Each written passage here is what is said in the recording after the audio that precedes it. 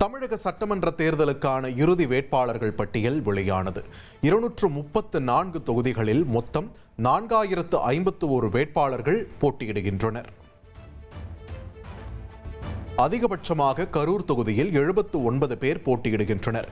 சென்னை மாவட்டத்தில் 16 தொகுதிகளில் மொத்தம் 419 பேர் களத்தில் உள்ளனர்.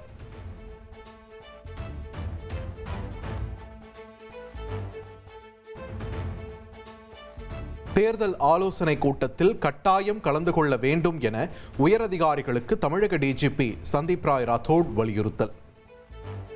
தலைவர்களின் பிரச்சாரத்தை போலீசார் முன்கூட்டியே திட்டமிட வேண்டும் என்றும் உத்தரவிட்டுள்ளார்.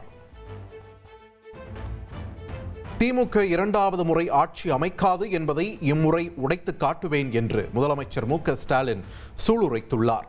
நான் யோகத்தை நம்புபவன் அல்ல, உழைப்பை நம்புபவன் என்றும் தஞ்சை பிரச்சார கூட்டத்தில் கூறினார். பாஜகவின் அடிமை என அதிமுகவை விமர்சித்தார்கள். ஆனால் கூட்டணி தொகுதி பங்கீட்டில் சாதித்தது யார்? அதிமுக தான் நம்பர் 1 என காஞ்சிபுரம் பிரச்சாரத்தில் இபிஎஸ் பேச்சு. ரிஷிவந்தியம் தொகுதியில் பாமக தலைவர் அன்புமணி ராமதாஸ் பிரச்சாரம். தமிழ்நாட்டில் பெண்களுக்கு எதிரான குற்றங்கள் அதிகரித்துள்ளதாகவும் பெண் குழந்தையை நினைத்து ஒவ்வொரு பெற்றோரும் வாக்களிக்க வேண்டும் என்றும் தெரிவித்தார். சிவகங்கை மாவட்டம் காரைக்குடியில் தாவேக தலைவர் விஜய் ரோட் ஷோ. மதுரையில் இருந்து காரைக்குடி செல்லும் வழியில் விஜயின் வாகனத்தை சூழ்ந்த தாவேக தொண்டர்கள் மற்றும் ரசிகர்கள் அவருக்கு உற்சாக வரவேற்பளித்தனர்.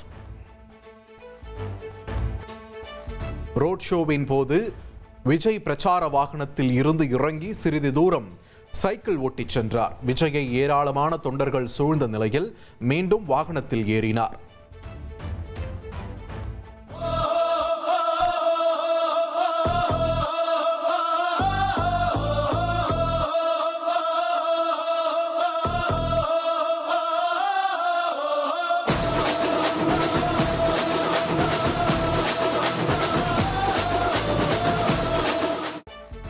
ஜனநாயகன் படத்தை சமூக வலைதளங்களில் பரப்பினால் சட்டப்படி நடவடிக்கை எடுக்கப்படும். படத்தை பதிவிறக்கம் செய்யவோ பகிரவோ வேண்டாம் என தயாரிப்பு நிறுவனம் கேட்டுக்கொண்டுள்ளது. ஜனநாயகன் படம் சட்டவிரோதமாக இணையத்தில் கசிந்த சம்பவத்திற்கு நடிகர்கள் சிரஞ்சீவி, சூர்யா, சிவகார்த்திகேயன், சிபி சத்யராஜ், இசையமைப்பாளர் ஜிவி பிரகாஷ் உள்ளிட்டோர் கண்டனம் தெரிவித்துள்ளனர். இந்த விவகாரத்தில் உரிய நடவடிக்கை எடுக்கப்பட வேண்டும் என அவர்கள் வலியுறுத்தியுள்ளனர். விஜயுடன் எந்த காங்கிரஸ்காரர்களும் இல்லை என்று கர்நாடக துணை முதல்வர் டி.கே. சிவகுமார் திட்டவட்டமாக கூறியுள்ளார். சினிமாவில் பேசும் வசனங்கள் அரசியலில் எடுபடாது என்றும் விஜய் மக்களை முட்டாளாக்க பார்ப்பதாகவும் சாடியுள்ளார். மேற்கு வங்க தேர்தலை ஒட்டி பாஜக தேர்தல் அறிக்கையை வெளியிட்டார் மத்திய உள்துறை அமைச்சர் அமித் ஷா. குடும்ப தலைவிகளுக்கு மாதம் 3000 ரூபாய் வழங்கப்படும் என்று பாஜக தேர்தல் அறிக்கையில் தெரிவிக்கப்பட்டுள்ளது. மாம்பழம் சின்னத்தை முடக்க கோரி பாமக நிறுவனர் ராமதாஸ் தொடர்ந்த வழக்கை தள்ளுபடி செய்து சென்னை உயர்நீதிமன்றம் உத்தரவு. ஏற்கனவே வேட்பாளர் இறுதி பட்டியல் வெளியிடப்பட்டு சின்னங்கள் ஒதுக்கீடு செய்யப்பட்டுள்ள நிலையில் இந்த வழக்கு செல்லத்தக்கதல்ல என்று தேர்தல் ஆணையம் தரப்பில் வாதம். சென்னையில் ஆபரண தங்கத்தின் விலை சவரனுக்கு 1000 ரூபாய் உயர்ந்துள்ளது. 1 கிராம் தங்கம் 14,125 ரூபாய்க்கும், ஒரு சவரன் 1,13,000 ரூபாய்க்கும் விற்பனை செய்யப்படுகிறது. தங்கத்தை தொடர்ந்து வெள்ளி விலையும் கிலோவுக்கு 5000 ரூபாய் உயர்ந்துள்ளது.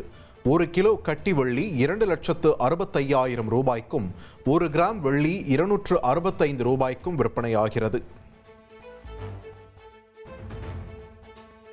இந்தியாவில் எல்பிஜி சிலிண்டர் போதுமான அளவு கையிருப்பு உள்ளதாக மத்திய பெட்ரோலியத்துறை அமைச்சகம் தெரிவித்துள்ளது.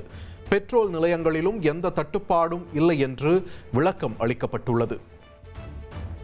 பாகிஸ்தானின் ISI அமைப்புடன் தொடர்பில் இருந்த கும்பல் டெல்லியில் கைதான 11 பேரிடம் இருந்தும் 4 துப்பாக்கிகள், 9 CCTV கேமராக்கள் பறிமுதல் செய்யப்பட்டன. எல்லை தாண்டி மீன்பிடித்ததாக கடந்த பிப்ரவரி 19ஆம் தேதி இலங்கை கடற்படையால் கைது செய்யப்பட்ட 8 மீனவர்கள் விடுதலை. இலங்கை நீதிமன்றம் உத்தரவிட்டுள்ளது. தஞ்சை, ராமநாதபுரம், புதுக்கோட்டை, திருப்பூரில் உள்ள பிரபல ஜவுளி கடைகளில் வருமான வரித்துறை சோதனை. வாடிக்கையாளர்களை வெளியேற்றி கடையை மூடி அதிகாரிகள் சோதனை நடத்தினர். ராணிப்பேட்டை சிப்காட்டில் கழிவுப் பொருட்கள் மறுசுழற்சி செய்யும் ஆலையில் பயங்கர தீ விபத்து ஏற்பட்டது. தீ விபத்தால் அப்பகுதியில் கடும் புகைமூட்டம் சூழ்ந்ததால் பொதுமக்கள் அவதியடைந்தனர்.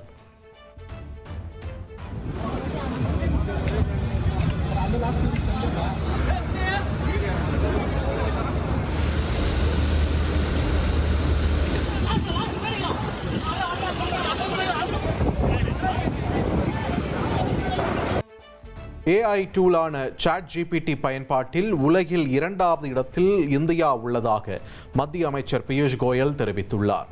இந்தியாவில் 100 கோடி மக்கள் இணையத்துடன் இணைந்துள்ளதாகவும் அவர் குறிப்பிட்டுள்ளார். மாநிலங்களவை உறுப்பினராக பீகார் முதல்வர் நிதிஷ்குமார் பதவியேற்றுள்ளார். நிதிஷ்குமாருக்கு குடியரசு துணைத் தலைவரும் மாநிலங்களவை தலைவருமான CP ராதாகிருஷ்ணன் வாழ்த்துக்களை தெரிவித்தார். நிதிஷ் குமார் जो राज्यसभा का सदस्य निर्वाचित हुआ हूं, मैं ग्रहण करने वाला हूं, उसके कर्तव्यों का श्रद्धापूर्वक निर्वहन करता हूं. கட்டுக்கட்டாக பணம் சிக்கிய விவகாரத்தில் தொடர்புடைய நீதிபதி யஷ்வந்த் வர்மா தனது பதவியை ராஜினாமா செய்துள்ளார். ராஜினாமா கடிதத்தை முறைப்படி குடியரசுத் தலைவருக்கு அனுப்பி வைத்துள்ளார். அமெரிக்காவின் ஹவாய் தீவில் உள்ள கிலாயூயா எரிமலை மீண்டும் வெடித்தது.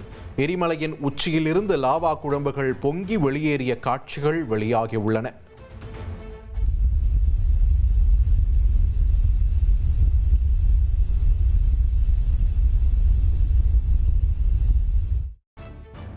இஸ்ரேல் மனித குலத்திற்கு சாபம், அதை உருவாக்கியவர்கள் நரகத்திற்கு போவார்கள் என பாகிஸ்தான் அமைச்சர் பேசிய விவகாரம்.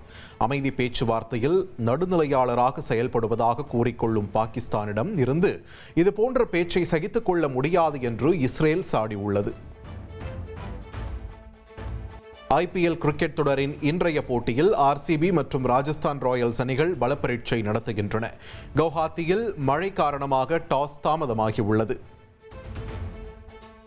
ட்ரெண்டை ஃப்ரெண்ட் ஆக்கிக்கோங்க. தந்தி டிவியின் சப்ஸ்கிரைபர்ஸ் அண்ட் ஃபாலோவர்ஸ் குடும்பத்தில் நீங்களும் இணையுங்க.